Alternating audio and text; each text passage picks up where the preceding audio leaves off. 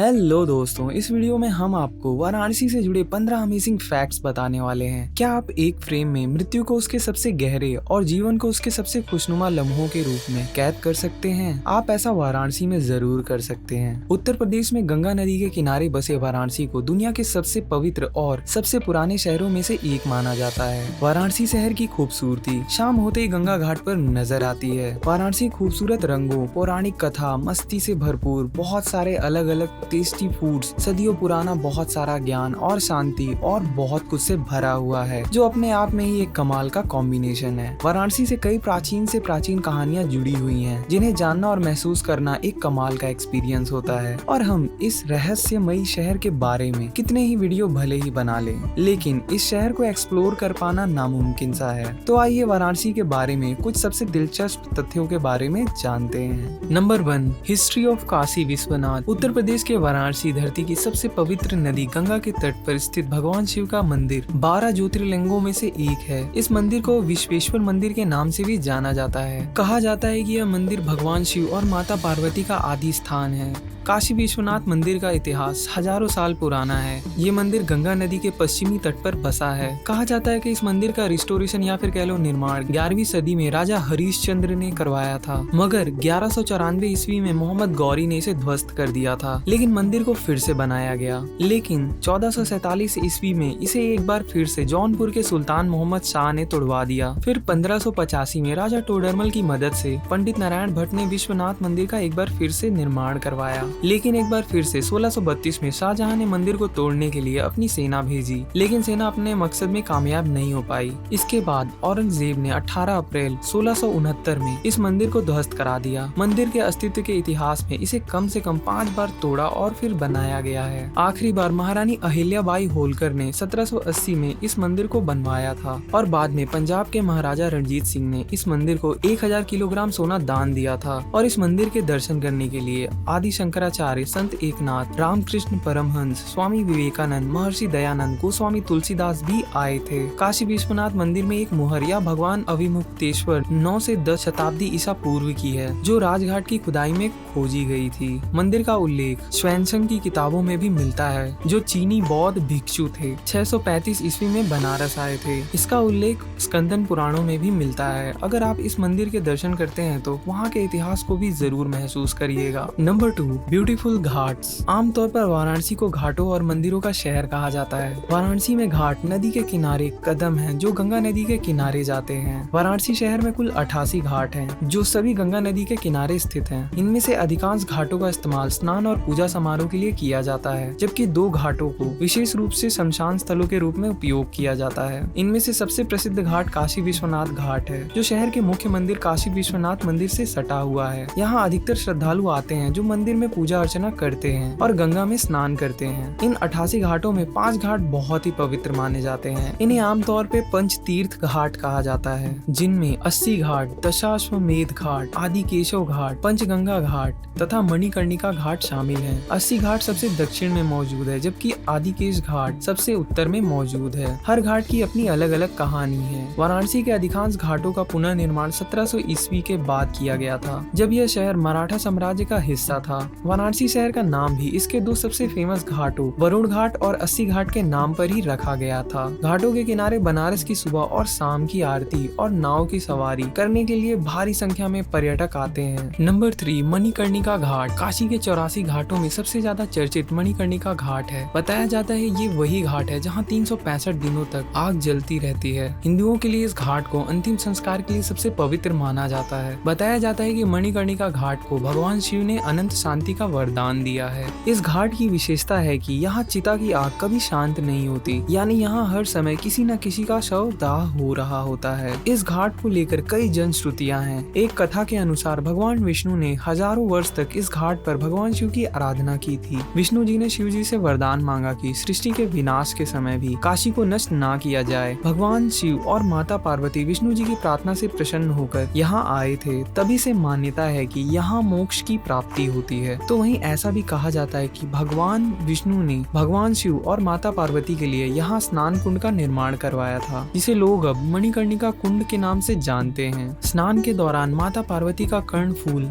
कुंडल में गिर गया, जिसे महादेव ने ढूंढकर निकाला प्रहलाद और देवी पार्वती के कर्णफूल के नाम पर इस घाट का नाम मणिकर्णिका हुआ। इस घाट की एक और मान्यता है कि यहाँ भगवान शिव ने देवी सती के पार्थिव शरीर का अंतिम संस्कार इसी घाट पर किया था, जिस कारण से इसे महाशमशान भी कहते हैं। ऐसी अनेकों कथाएं हैं, इनमें से कुछ मुख्य हमने आपको बताई। मोक्ष की चाह रखने वाला इंसान जीवन के अंतिम पड़ाव में यहाँ आने की कामना करता है। तो वहीं इससे जुड़ी एक और हैरान कर देने वाली बात ये है कि यहाँ पर साल में एक दिन ऐसा भी होता है जब नगर वधू पैर में घुंघरू बांधकर यहाँ नृत्य करती है, और ये कार्यक्रम चैत्र नवरात्रि की सप्तमी की रात में होता है। Number 4, harmony the book shop. इस लिस्ट में भला किताबों की दुकान क्यों शामिल है? बिकॉज अस्सी घाट के पास में ही एक हारमोनी द बुक शॉप मौजूद है, जो शहर की सबसे फेमस किताबों की दुकान में से एक है, जो टूरिस्ट और वहाँ के लोकल लोगों के बीच काफी पसंदीदा है। इस बुक शॉप में आपको वाराणसी के इतिहास के साथ साथ कई रेयर बुक्स का कमाल का कलेक्शन देखने को मिलता है, जहाँ इन्हें आप खरीद सकते हैं, और इन किताबों के नए और पुराने होने की खुशबू आपको उस शहर से और करीब करती है, और बुक शॉप के मालिक का फ्रेंडली नेचर आपको एक अलग एक्सपीरियंस देता है। Number 5, Banaras Hindu university BHU। Banaras Hindu विश्वविद्यालय एशिया का सबसे बड़ा विश्वविद्यालय है। ये भारत कला भवन का घर भी है। भारत कला भवन वाराणसी भारत में एक म्यूजियम है, जो भारतीय आर्ट और आर्टिफैक्ट्स के इम्प्रेसिव कलेक्शन के लिए जाना जाता है। इस संग्रहालय या म्यूजियम की स्थापना 1920 में प्रसिद्ध भारतीय कला इतिहासकार राय कृष्णा दास द्वारा भारतीय कला और संस्कृति को संरक्षित और प्रदर्शित करने के लिए की गई थी। बनारस हिंदू यूनिवर्सिटी के कैंपस में स्थित यह म्यूजियम दुनिया के सबसे बड़े यूनिवर्सिटी म्यूजियम में से एक है। म्यूजियम में 1 लाख से अधिक आर्टिफैक्ट या कलाकृतियों का कलेक्शन है, जिनमें कीमती पेंटिंग, मूर्तियां, कपड़े, पांडुलिपियां, सिक्के और पुरातात्विक खोज शामिल है। एक और इंटरेस्टिंग फैक्ट ये है कि BHU के लाइब्रेरीज में 15 मिलियन से अधिक बुक्स का खजाना है, और इस म्यूजियम में मौर्य काल से लेकर गुप्त काल तक की मूर्तियों का एक अच्छा और बड़ा कलेक्शन आपको देखने को मिलेगा, और साथ ही बड़ी संख्या में फोक आर्ट ऑब्जेक्ट भी शामिल हैं। इस म्यूजियम में कपड़ों का एक बड़ा कलेक्शन है, जिसमें बनारसी साड़ियाँ, हाथ की कढ़ाई से बने शॉल और कालीन शामिल है। ये म्यूजियम मंगलवार से सोमवार लोगों के लिए खुला रहता है, जो बिल्कुल फ्री है। नंबर 6, बनारसी ठंडई और भांग लस्सी। इनके बारे में यदि कहा जाए कि वाराणसी में खान पान की सबसे मशहूर चीजों में यह नंबर 1 पर है, तो ये कहना बिल्कुल भी गलत नहीं होगा, क्योंकि बनारसी ठंडई का स्वाद जिसने एक बार चख लिया, उसके लिए खुद को ठंडई से दूर रखने के लिए अपने मन को मना पाना बहुत ही मुश्किल हो जाएगा। वाराणसी में खाने पीने के लिए एक से बढ़कर एक चीजें मिल जाती हैं, और बनारसी ठंडई भी इनमें से एक है। बनारस, जो कि बाबा भोले की नगरी के नाम से भी जाना जाता है, इस शहर में बनारसी ठंडई को लोग भांग के गोले के साथ भी पीते हैं, और विशेषकर होली के वक्त बनारसी ठंडई की मांग बढ़ जाती है। बनारसी ठंडई की इम्पोर्टेंस का अंदाजा आप इस बात से लगा सकते हैं कि आयुर्वेदिक ग्रंथों में भी इस पेय पदार्थ के बारे में विस्तार से बताया गया है। बनारसी ठंडई न केवल पीने वालों को स्वाद का एहसास कराती है, बल्कि यह एक औषधि के तौर पर भी प्रयोग में आती है।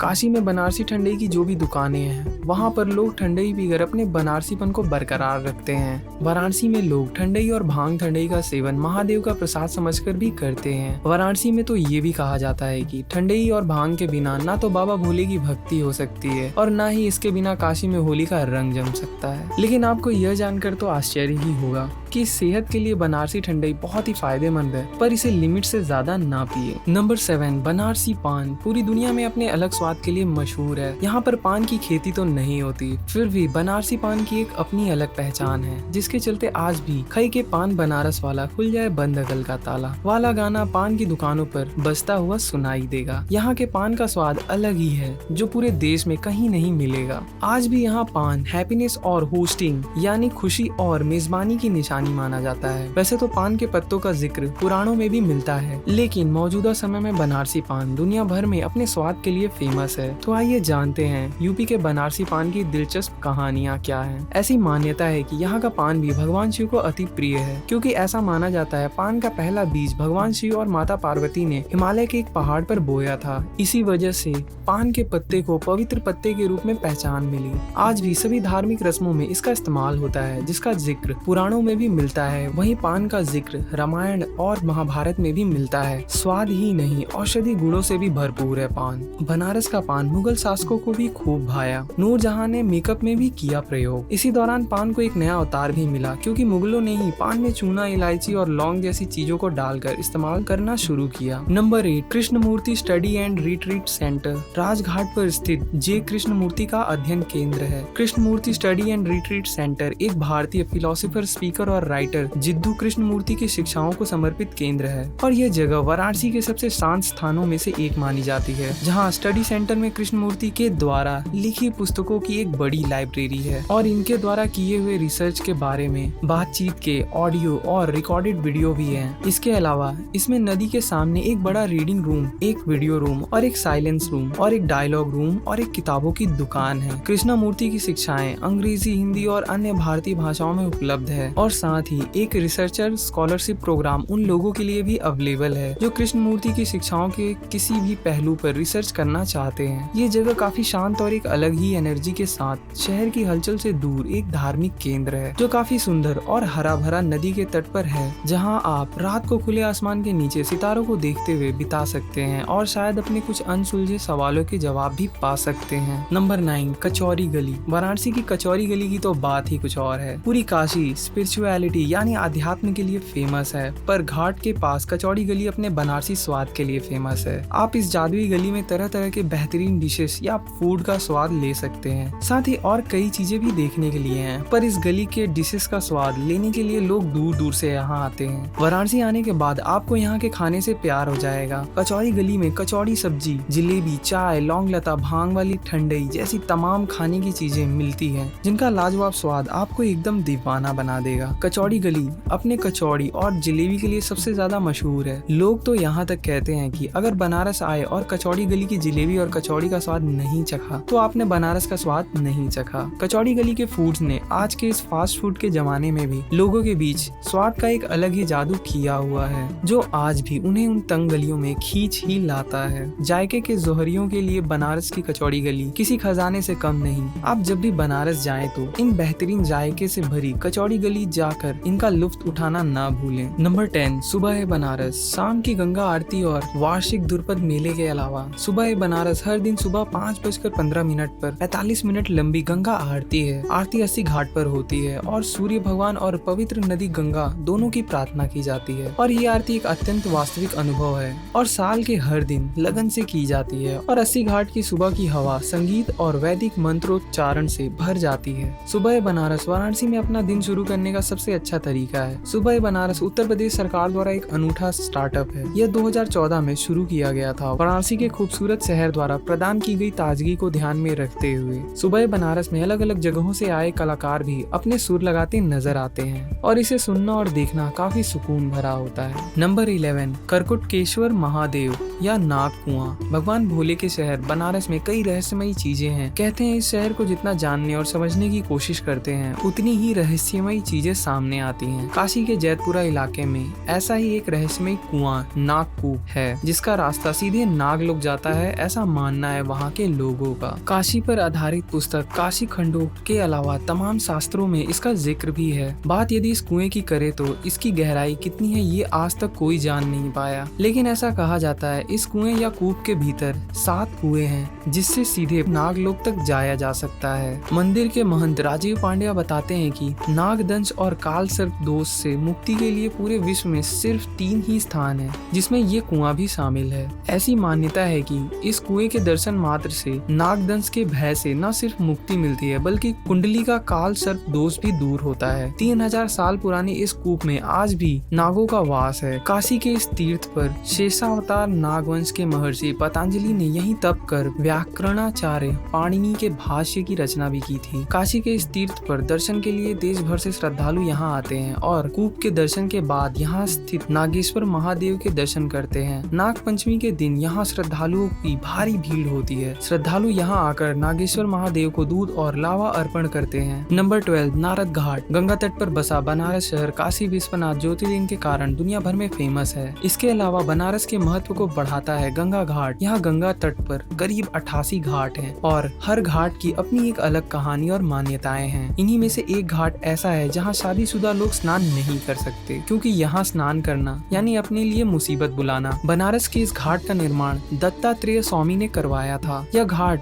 परम विष्णु भक्त नारद मुनि के नाम से यानी नारद घाट के नाम से जाना जाता है। इस घाट के विषय में मान्यता है कि यहाँ पर जो भी शादीशुदा जोड़े आकर स्नान करते हैं उनके बीच मतभेद बढ़ जाता है। इनके पारिवारिक जीवन में आपसी तालमेल की कमी हो जाती है और अलगाव हो जाता है। नारद घाट से पहले इसे कोई घाट के नाम से भी जाना जाता था। 19वीं शताब्दी के मध्य में घाट पर नारदेश्वर मंदिर का निर्माण किया गया। इसके बाद से इस घाट का नाम नारद घाट पड़ गया। नंबर 13 मेढक विवाह दशाश्वमेध घाट का सबसे महत्वपूर्ण पहलू है यहाँ हर शाम होने वाली अग्नि पूजा। यह अग्नि पूजा भगवान शिव जी, गंगा नदी, सूर्य देवता, अग्नि देवता और ब्रह्मांड के देवताओं को भेंट स्वरूप रोज की जाती है। और साथ ही इस शहर में एक बहुत ही अनोखी और आश्चर्यजनक प्रथा भी प्रचलित है। मेढक विवाह दशाश्वमेध घाट साल में एक बार होने वाले मेढकों के विवाह के लिए भी प्रचलित या फेमस है। जब यहाँ के पंडित मेढकों का पूरे रीति रिवाज के साथ विवाह कराकर दोबारा से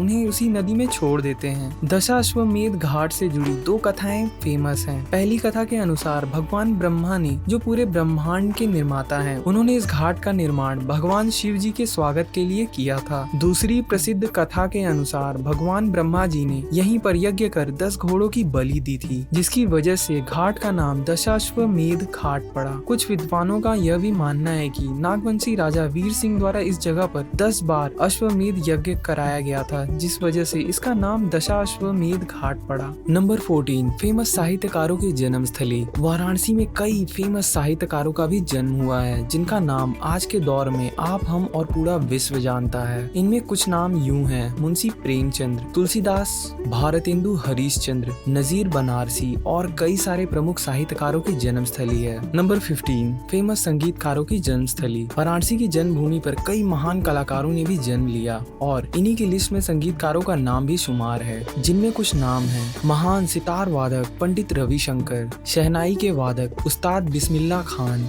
ठुमरी की रानी गिरजा देवी, सभी इसी भूमि में पैदा हुए हैं। आई होप वीडियो आपको पसंद आई होगी। मिलते हैं अगले वीडियो में। If you like my video, please do subscribe to my YouTube channel and also share, comment, like and press the bell icon.